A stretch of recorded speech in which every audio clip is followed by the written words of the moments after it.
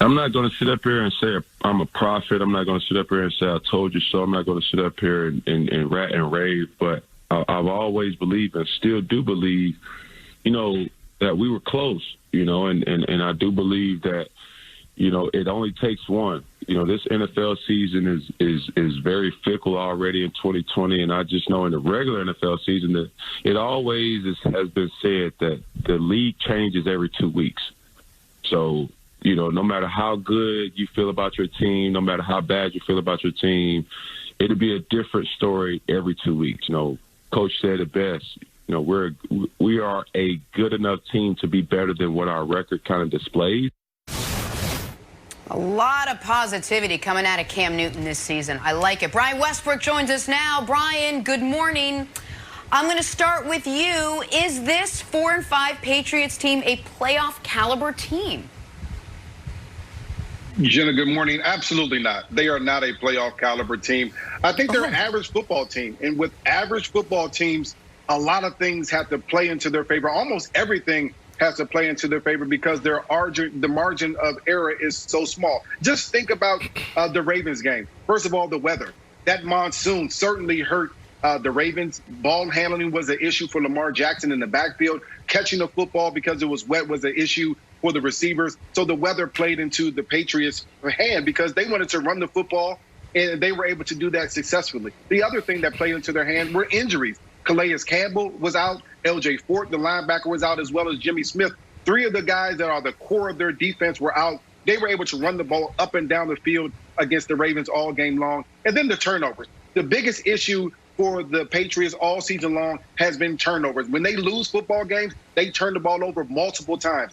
Can they operate in a situation all for the rest of the season where they get all those things that are falling into their favor? I don't think so. And because of that, I think they'll continue to be average for the rest of the season. I agree with you, B. Look, this team is disjointed. When you look at Coach Belichick, he's finally getting out of his rut. He wasn't doing a great job as a coach. Now he's back in the rhythm. When you have a Hall of Fame coach, and you potentially have two, because I really believe Josh McDaniels can go down as probably the greatest offensive coordinator of all time. Those guys can get you a couple wins. You look at what they did last week, Coach Belichick. It was genius how they disrupted Lamar Jackson, that running game. They took that front seven and gave him a different look, putting guys in different gaps. It was brilliant. That was classic Bill Belichick. But then when you look at Bill Belichick, the general manager, and this is the reason why I don't think they're a good team, is he didn't do a good job of adding depth. They have no players. So when you look at Cam Newton, where's the tight ends you're throwing to? Where's the receiver on 3rd and 2 and 3? Who can you rely on to beat man-to-man coverage? Who can you throw the ball up and say, this is a 50-50 ball, and I know this guy's going to come down with it 80, 90% of the time. It just doesn't exist on that roster. So for that reason, this team is disjointed, and they don't have a chance. Pre-COVID, they were doing a great job, right? And then once COVID-19 hit their locker room, everything just imploded. Yeah, you know what? I agree with you guys. I totally agree. They're old, they're disjointed, they're not really scary at all. I think you're spot on. And Brian, the rain, you made a good point about the rain because the Ravens had to play in the rain, but when the Patriots had the ball, it was totally sunny. So I thought that was a fair point as well. It reminds me a little bit of like Mike Tyson. Mike Tyson's old. Mike Tyson doesn't look like the Mike Tyson of old.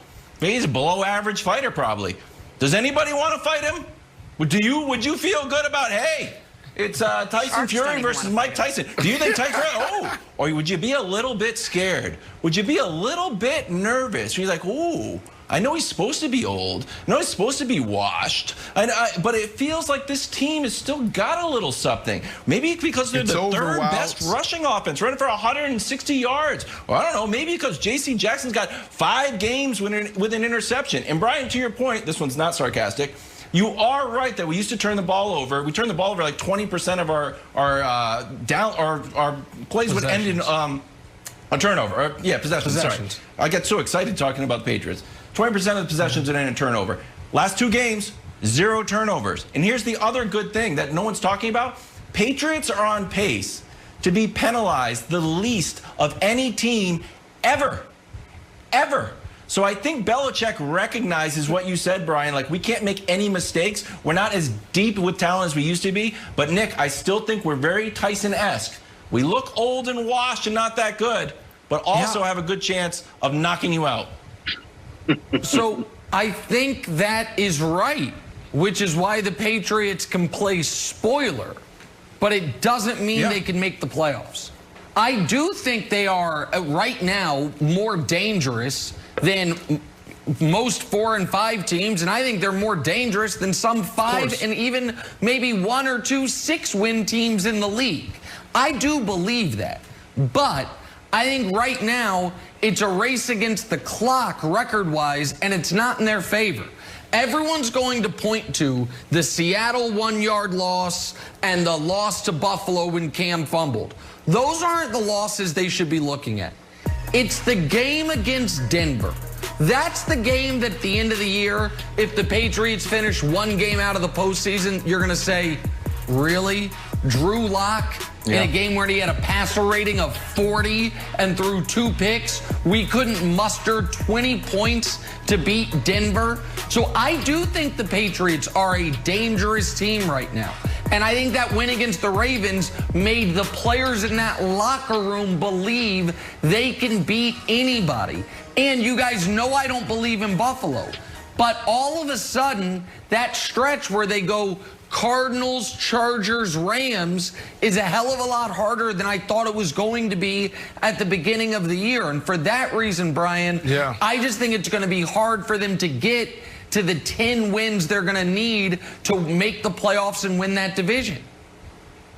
Nick, you're absolutely right. When you talk about the Buffalo Bills, you talk about the Miami Dolphins. I think those are 2 teams that are leading in the standings, but I think those are 2 games that will be very tough for the Patriots. I also got to put this in context as far as the win against the Ravens.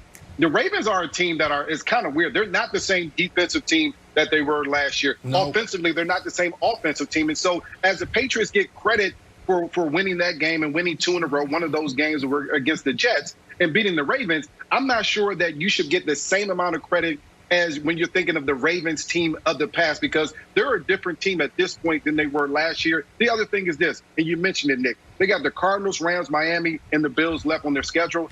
Those are 4 tough games that they're going to have to win in order for them to make it into the playoffs. I just don't see the Patriots doing it, unfortunately, Kevin.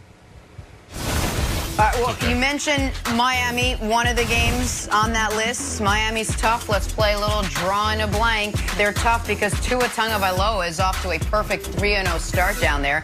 And he dropped this gem of a quote yesterday on his transition to NFL football. He said, quote, "I expected it to be a lot harder.